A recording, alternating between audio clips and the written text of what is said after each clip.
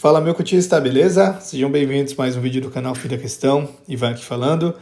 Bora bater um papo sobre o JSRE, fundo de lajes do Safra. Vamos dar uma olhadinha aí o que rolou durante esse mês, né? Então aqui algumas informações do fundo antigo, bem antigo aí de 2011, né? Tem sua taxa de administração, tem taxa de performance também. Cota patrimonial em 101,95, o valor patrimonial do fundo de 2 bi e 100 milhões. Cota mercado está sendo negociado a 63,10. Então, assim, bem longe aqui do valor patrimonial dele, né? Aí são 88 mil cotistas, tem uma liquidez média diária de quase 1 milhão e 700 mil, um ABL de 121 mil metros quadrados, dividendo anualizado de 8,66%. Comentários aqui do gestor. Então, nesse mês aí foi concretizado lá no Tower Bridge a locação das lojas 1 a 5, que totalizam aí 384 metros quadrados. Com essa locação, a vacância física do edifício passou de 4,5 para 3,8. Aí no Rocha Verá foi concretizado mais uma locação também, ocupando um conjunto de 376 metros quadrados. Com essa locação, a vacância física do edifício passou de 5,4 para 4,8.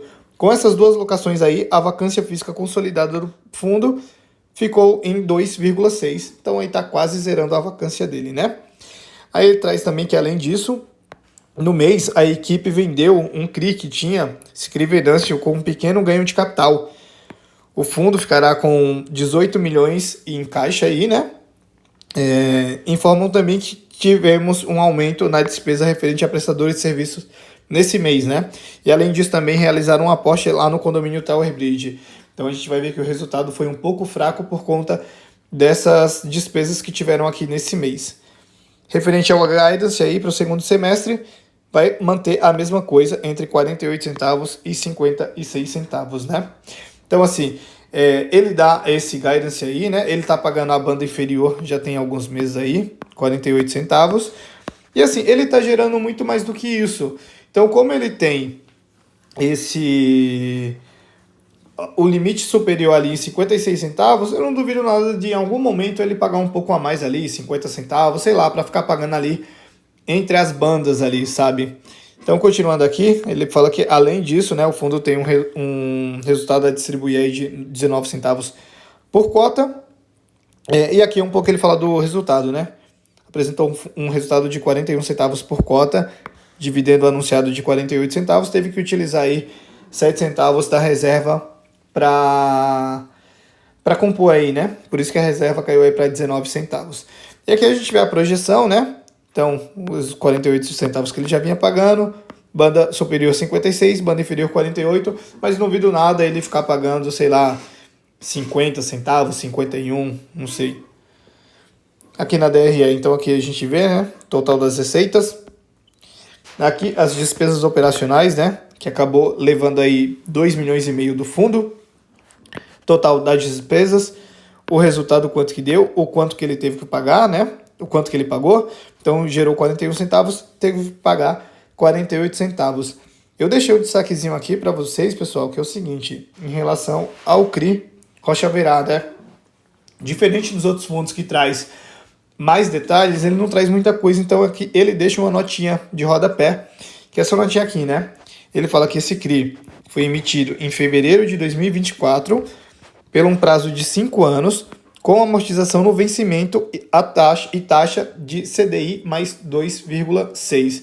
Então, assim, todo mês ele vai pagando ali só os juros, e aí depois desse prazo de 5 anos, ele tem que pagar tudo. Então, assim, é uma dívida bullet, né?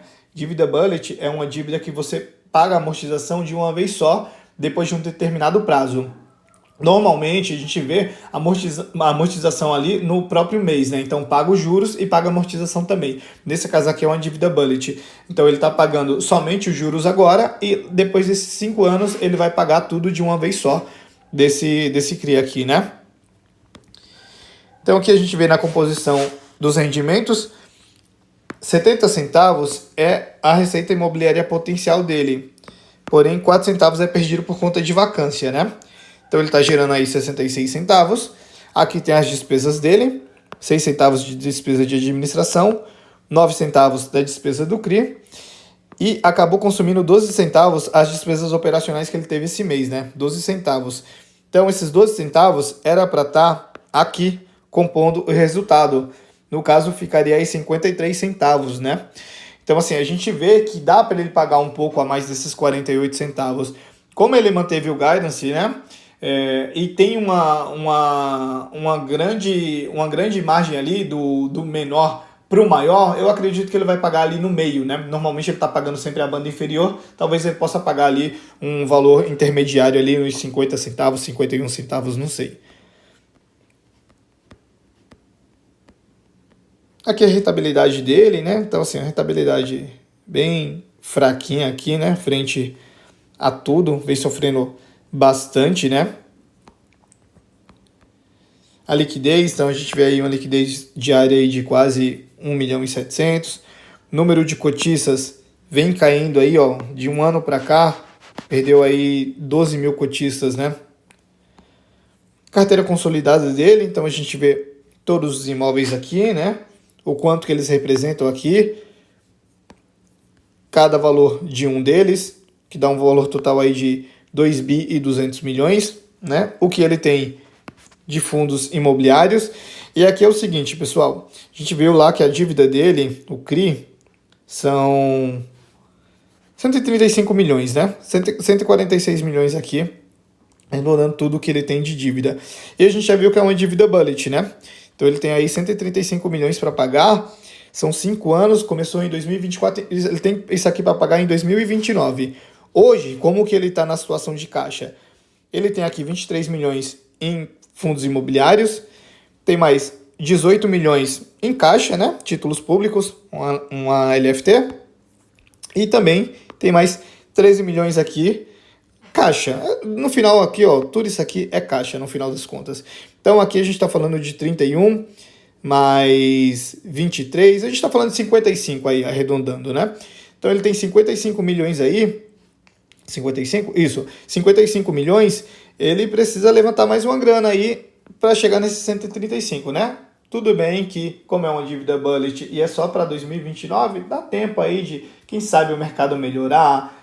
Fazer uma emissão nesse curto prazo eu acho muito difícil, porque a gente viu, né? Cota patrimonial R$110, cota mercado R$63, então assim, tem que andar muito essa cota para conseguir fazer uma emissão. Mas ele pode vender aqui algum imóvel, né? A gente vê que só o Tower Bridge aí tem um valor de 1 bi.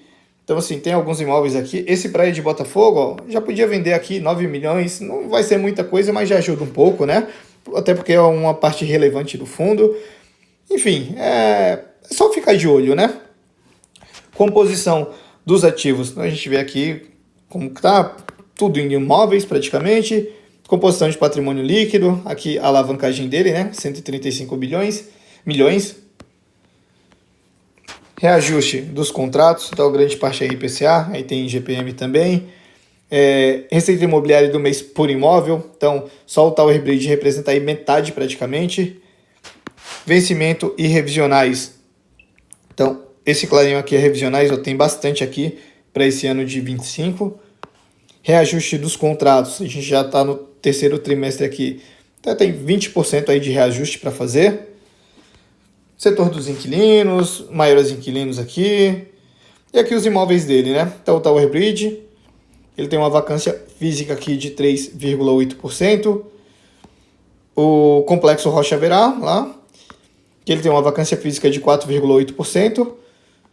O Nações Unidas, que ele não tem vacância nenhuma. Paulista também, vacância zerada. E o Praia de Botafogo, que é aquele menorzinho lá de 9 milhões, que assim é bem relevante, também tem vacância zerada aqui, né? Então a gente vê o portfólio consolidado, vacância física em 2,6 e a vacância financeira em 4,9. Tem essa divergência porque cada locação que ele faz, ele acaba dando um prazo ali, né? Uma carência para quem assumiu. Então acaba tendo isso aqui. No passar do tempo vai diminuindo e fica aqui igual por igual. Aqui é a distribuição dos ativos, né? Onde que estão localizados, tudo em São Paulo. E é isso, pessoal. Mais um mês de JSRE. Fundo bem tranquilo, tá seguindo tranquilo, né? Tá gerando mais do que ele vem pagando, só nesse mês que teve uma despesa um pouquinho maior, por conta, ele explicou aqui no relatório, né? Mas assim, eu acredito que ele vai, esse mês ele pagou 48 centavos, mas acredito que a partir do mês que vem, imagino eu que ele vai aumentar um pouco mais essa distribuição aí. Então é isso, pessoal. Espero que vocês tenham gostado do vídeo. Se ficou qualquer dúvida, pode deixar aqui nos comentários. Se gostou, deixa o like. Se gostou mais ainda, se inscreve no canal, ativa o sininho para não perder nada. Segue lá no Instagram também, @filhaquestão. E é isso, galera. Valeu, abraço!